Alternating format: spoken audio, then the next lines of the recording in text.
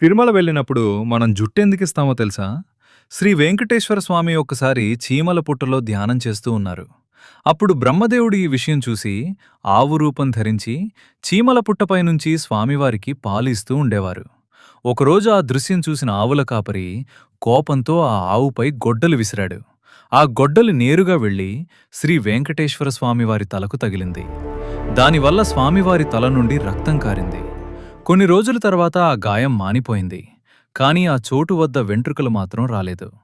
ఒకరోజు స్వామివారు కొండపై విశ్రాంతి తీసుకుంటూ ఉండగా ఆకాశం నుంచి చూసిన నీలాదేవి అనే గంధర్వ కన్య ఈ విషయం చూసి చాలా బాధపడ్డారు. ఆమె తన తల నుండి కొన్ని వెంట్రుకలను తీసి వెంకటేశ్వర స్వామివారికి సమర్పించింది. అప్పుడు స్వామివారన్నారు, "నా అందం కోసం నీ అందాన్ని త్యాగం చేశావు. నీకోసం నేను ఒక వరం ఇస్తాను.